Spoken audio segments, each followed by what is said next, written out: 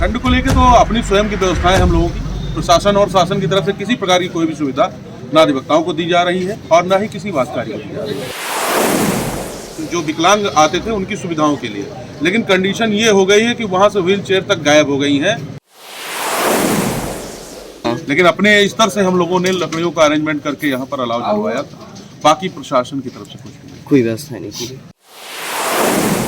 नहीं, इनकी व्यवस्था नहीं तो हम लोगों को कहाँ से जाएगी। लगातार जो ठंड है वो अपने प्रचंड रूप दिखला रही है। बात अगर रायबरेली की जाए तो हम लोग मौजूद है रायबरेली के डीएम साहब के कार्यालय के सामने। तस्वीर आपको दिखाऊंगा डीएम साहब का कार्यालय यहाँ से कितनी दूर है। यानी हम डीएम साहब के कार्यालय के सामने यानी मुख्य द्वार पर ही खड़े हैं।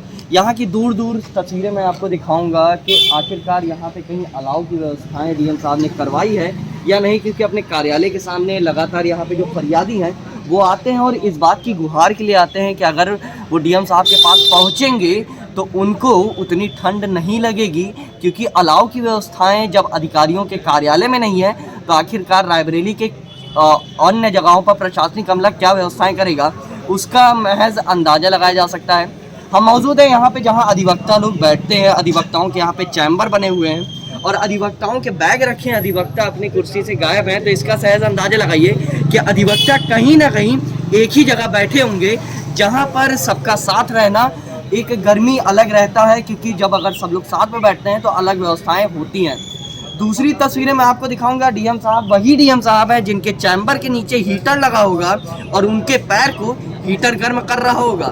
सिर्फ डीएम साहब ही नहीं, सीडीओ साहब के कार्यालय चले जाइए तो उनके भी कार्यालय में उनकी बेंच के नीचे हीटर लगा होता है। सिर्फ इतना नहीं, एडीएम साहब के कार्यालय चले जाइए, सिटी मजिस्ट्रेट साहब के कार्यालय चले जाइए तो गर्मी की उचित व्यवस्थाएं आपको मिल जाएंगी।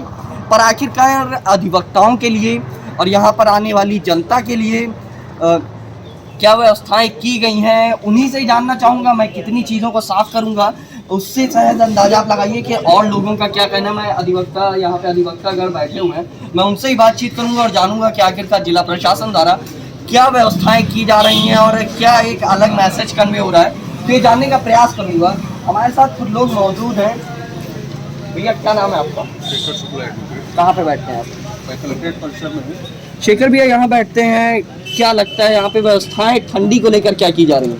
ठंड को लेकर तो अपनी स्वयं की व्यवस्थाएं हम लोगों की प्रशासन और शासन की तरफ से किसी प्रकार की कोई भी सुविधा ना अधिवक्ताओं को दी जा रही है और ना ही किसी वास्तकारी को दी जा रही है। अलाव की भी व्यवस्था नहीं, एक भी दिन आज तक तो नहीं हुई है, जबकि लकड़ियां यहाँ पर जो भी परिसर में वृक्ष मौजूद हैं उनको काटा भी गया था पिछले 6-7 महीने पहले, और वो कहाँ लकड़ियां गायब हो गई उसका भी कोई अंदाजा नहीं है। यहाँ पर किसी प्रकार का कोई भी अलाव किसी भी वादकारी या अधिवक्ता के लिए या उनके मध्य नहीं लगाया जा रहा है। कहने की बात नहीं है। यहाँ पर आप देख सकते हैं कलेक्ट्रेट परिसर में एक निःशुल्क व्हील चेयर सुविधा है, जो शेड लगा हुआ है। वहाँ पर 2 व्हील चेयर हमेशा खड़ी रहती थी, वो जो विकलांग आते थे उनकी सुविधाओं के लिए, लेकिन कंडीशन ये हो गई है कि वहाँ से व्हील चेयर तक गायब हो गई हैं। आप देख सकते हैं कि वो पूरा रिक्त पड़ा हुआ है। ये पूर्व के जिलाधिकारियों की व्यवस्थाएं थी, अब मौजूदा समय में तो जो कंडीशन है वो आप खुद देख सकते हैं। यानी अव्यवस्थाएं पूरी तरह व्याप्त हैं। पूरी तरीके से यहाँ पे लोग आते होंगे, फरियादी आते होंगे, फरियादी साहब के पास जाने से पहले आप लोगों के पास आते होंगे, सलाह लेते होंगे, उनके लिए भी कोई व्यवस्थाएं नहीं की गई? नहीं, कोई व्यवस्था नहीं। यहाँ पर आप खुद ही देख सकते हैं। एक तो इतनी ज़्यादा शीतलहर, इतनी ठंडक है कि यहाँ पर वैसे भी हर बार होता था कि अलाव जला दिए जाते थे 2-3 जगह पर, लेकिन ऐसा कुछ भी यहाँ पर अभी तक फिलहाल नहीं किया गया। कैसे व्यवस्थाएं कर रहे हैं लगातार? यहाँ पे कितने अधिवक्ता बैठते हैं मैं ये जानना चाहूँगा। यहाँ पर कलेक्ट्रेट परिसर में लगभग 350-400 अधिवक्ताओं की स्ट्रेंथ है, लेकिन उसके साथ जब वादकारी आ जाते हैं तो संख्याएं और लाजमी बढ़ जाएंगी, लेकिन ऐसा कुछ भी आज तक यहाँ पर नहीं हुआ। आप लोग कैसे व्यवस्था कर रहे हैं, क्योंकि ठंड बढ़ती जा रही है, आज की ठंड गलन वाली है। लोग अपनी व्यवस्थाएं जो भी हो सकती हैं अपने स्तर से भी सैटरडे को हम लोगों ने अपने स्तर से थोड़ा सा अलाव जलवाने की कोशिश की थी, क्योंकि यहाँ पर शनिवार होने के कारण वैसे भी मतलब उपस्थिति कम थी। हाँ। लेकिन अपने स्तर से हम लोगों ने लकड़ियों का अरेंजमेंट करके यहाँ पर अलाव जलवाया था, बाकी प्रशासन की तरफ से कुछ नहीं, कोई व्यवस्था नहीं की गई। हमारे साथ दादा मौजूद। दादा आप भी अधिवक्ता हैं, फरियादी हैं? फरियादी हैं। दादा क्या लग रहा है यहाँ पे प्रशासन की तरफ से क्या व्यवस्थाएं की गई है, क्या लग रहा है आपको? जी, बस यही है स्थिति। आप लोगों के लिए कोई व्यवस्था नहीं हो गया, हमने मान लिया कि अधिवक्ताओं के लिए व्यवस्था नहीं की जा रही है। डीएम साहब को नहीं लग रहा है कि अधिवक्ताओं को ठंड नहीं लगती है? नहीं, इनकी व्यवस्था नहीं तो हम लोगों को कहाँ से हो जाएगी। फरियादियों की व्यवस्था नहीं हो रही है यहाँ पे? न फरियादों को हो रही न पकड़ों की हो रही। अच्छा दादा, कहाँ रहते हैं? हम रहते सतनगर में। सतनगर में रहते। वहाँ पे क्या लगता है, वहाँ पे प्रशासन द्वारा क्या क्या व्यवस्थाएं हैं जिसमें प्रशासनिक अमला ध्यान दे सकता है? सबसे पहली चीज तो सड़क ही है। आज कई साल से पड़ी हुई रोड, इसकी गेट बना तो रोड कटाव टेंडर हो गया, गेट बन गया, पास हो गया, बनेगा।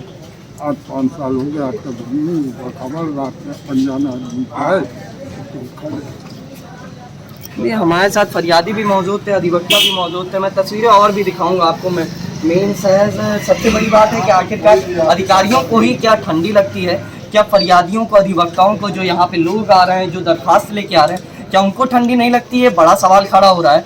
क्या अधिकारियों को इस बात का इल्म नहीं है कि यहाँ पे जो लोग आ रहे हैं वो इस बात की गुहार के लिए आ रहे हैं, वो बाहर समय इतना दे रहे हैं, वो अपने जरूर बंद कमरे में बैठते होंगे आला अधिकारी, पर उनको इस बात को सोचना चाहिए कि यहाँ पे अगर कोई फरियादी आ रहा है, अगर उनसे गुहार लगाने आ रहा है, वो अगर यहाँ पे बैठ रहा है, तो कई हद तक उनकी भी एक जिम्मेदारी बनती है कि उनकी व्यवस्थाओं और अव्यवस्थाओं का ध्यान रखा जाए।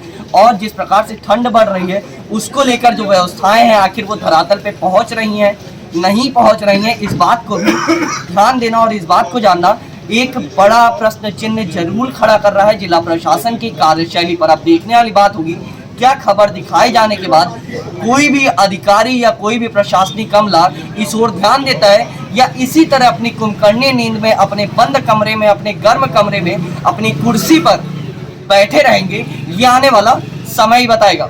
अखिल श्रीवास्तव, एक्सप्रेस।